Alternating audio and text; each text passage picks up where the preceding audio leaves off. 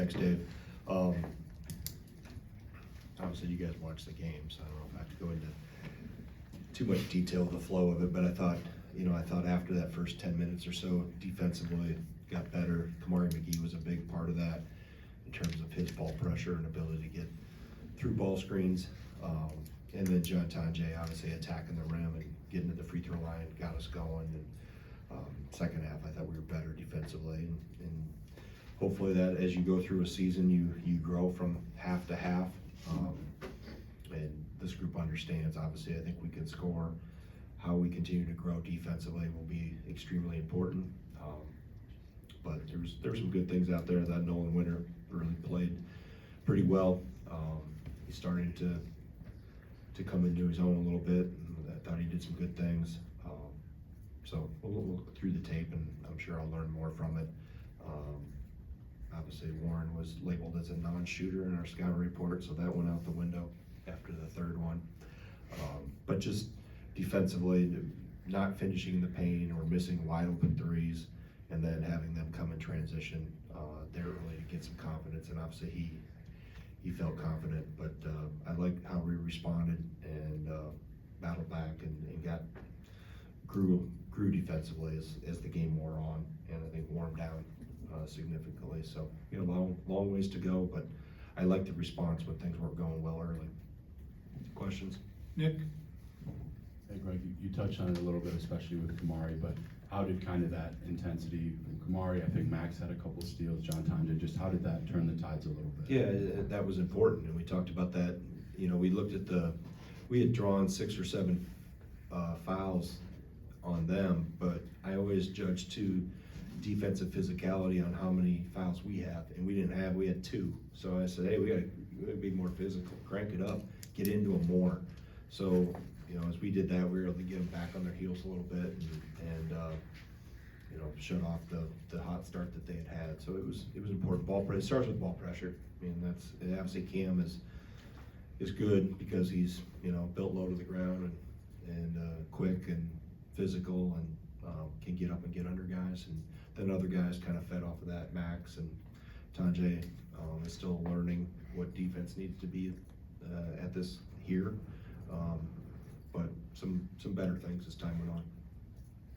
Michael? You have the ability to put a fair amount of length on the floor.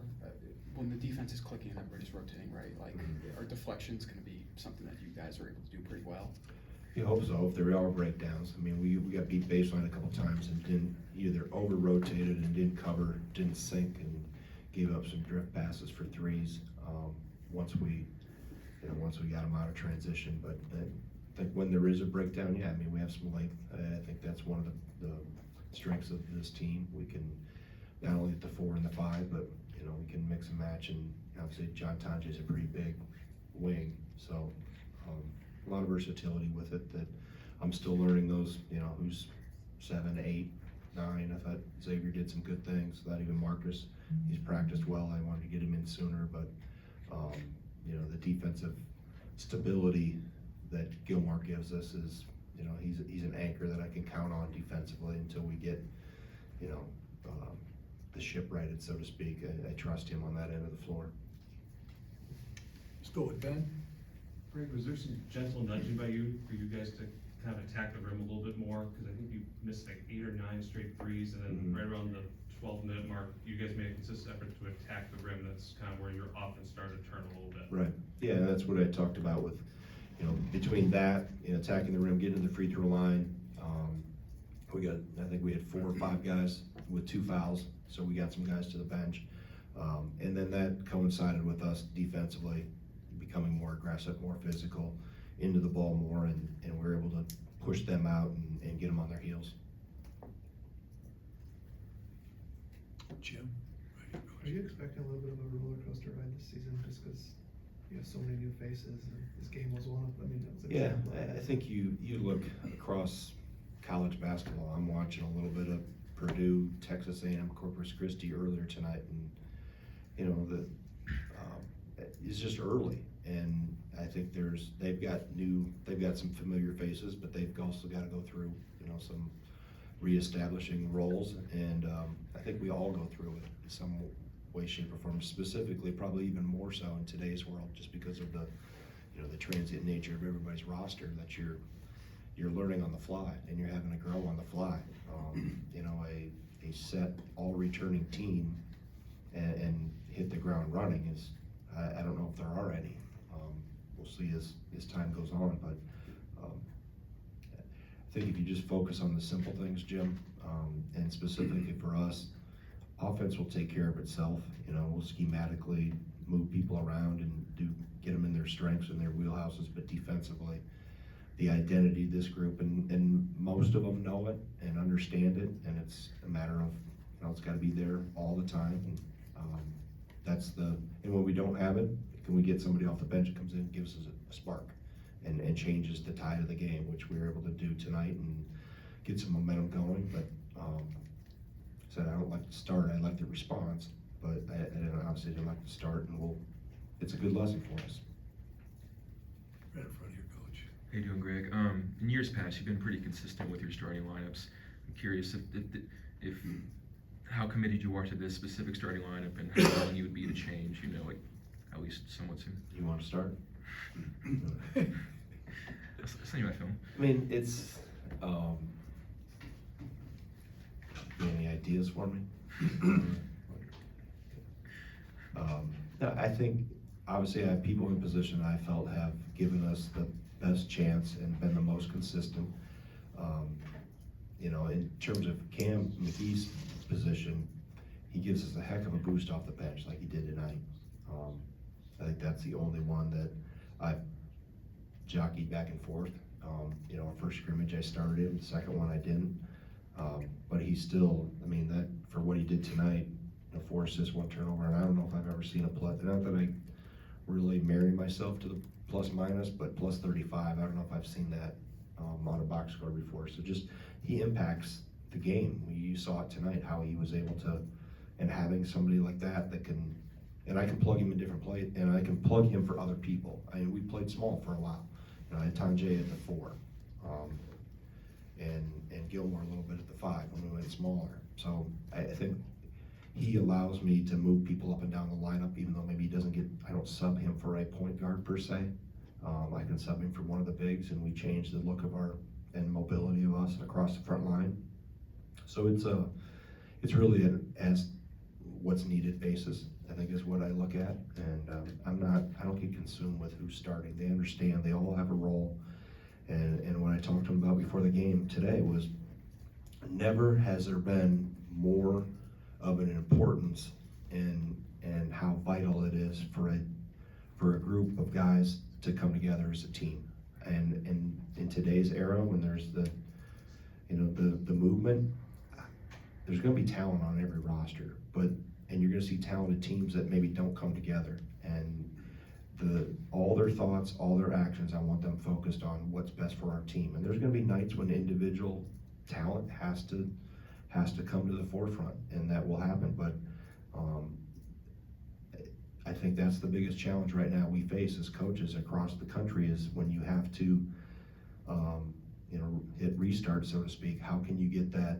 You know, you've seen the history of here. We've had guys here 4 years, 5 years, sitting in the incubator, crock pot, just waiting, and we're in a different world. So the challenge with that is, how do you get the chemistry and the togetherness to be at the forefront of their goals and their vision? And you have to have unselfish people. That's how you start with that. And so that was my main message to him tonight. As we go on this journey over the next 5.5 months, whatever it is, we have to be together, because it's going to be different people and different nights. And who starts, in my mind, I've never talked about it or made a big deal of who is starting. It's I've subbed quick, and I've subbed deep into the first part of before the first media. So everybody knows they need to be ready. We have one more. Michael, go ahead.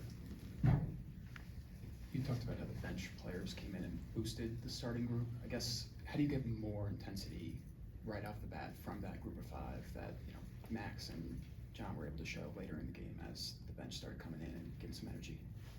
Well, that's a player-driven thing. Part of it, let's give credit to to the players from Holy Cross that made shots too. You know, there were some things defensively we didn't do, but they took advantage of it. So I don't want to completely pin it all and not give them credit because Warren was able to make some shots, and I thought we did a decent job. Yeah, really good job on Nugent, who led that league in 3-point shooting. Really good job on Kenny. So, you know, other than the start, and you know, I think this is for a guy like Nolan Winter guarding that. It's probably our fault for labeling him a non-shooter because he hadn't made threes. It wasn't what he'd done in his career, so he took advantage of it. But it's good for Nolan too that, hey, okay, he hit one, now we've got to go play him. And then he caught us in transition a couple times where obviously who could have matched with him, but he's not the first guy you identify with when you're coming in transition. We're running to Nugent, we're running some of these other guys. So it's part of learning and growing as the game goes on. I thought we did a better job, you know, later identifying him, and we threw like I said, the non-shooter on the report got trashed midway through the first half. So just coming out and establishing ourselves better, even on the offensive end, I think that'll help set the tone better. And you know, if I need to mix and match lineups, I'm not always ever opposed to doing that, but just starting better, starting faster. And that's what this group's got to figure out. What are the key things, and what are teams trying to do? They doubled us in a different way tonight. Not that they didn't catch us by surprise, but it was until we, you know, you got to make some shots behind those double teams too, and that'll change the course of a game. But so that's why it's a team sport. You're dependent on all individuals to come in and contribute whenever they get their opportunity. I guess we got one more Sure, coming Ben. from Ben. 15 hit a big shot for you guys late. Just curious maybe it's not as a coach, but as a Yeah. dad. You know, What's in your mind when you see yeah, that? I mean, it's a credit to him for, he's put time into it, he's made himself a better player, he's gotten bigger and stronger. It's amazing what a weight room 4 days a week will do for somebody. You know, and I think the thing that, you know, I'm sitting there as standing there I'm trying to get guys in the game, and I knew the shot clock was winding down a little bit, and just the reaction of his teammates, you know, because to them, yeah, he's coach's son, but he's one of the guys, you know, and they know at home he's my son, but in practice he's one of the guys, you know, and so it's neat. It's obviously cool for him, and I'm sure, I don't think his mom was at the game tonight, so I'm sure she'll be pissed at me for her not being here to see it live, but no, you always, for those moments, you know, he puts in just as much work as anybody else. He's in that weight room, he's running the hill, and it's hard. It's hard being a coach's kid, and what I haven't been able to be present all the time as he was growing up, and our other two kids as well, to have this time with him day after day is, you know, you're not making up for time, but I didn't want to lose any more time. And he's also proven, he's a handful some days when he's running off screens and banging threes, and you know, he gives John Tanjay nightmares at times if he gets loose. And he gets one going a little bit. I know you guys were in practice one day when he went bananas. You know, he starts feeling it. He just lets him fly, and just the team around him. That's the neat part to watch, how they are happy for him, and I'm happy for him too. And you know, the time goes fast, so you have to enjoy it, because you won't be able to coach your son forever. All right. Okay, Well, thank you, Coach.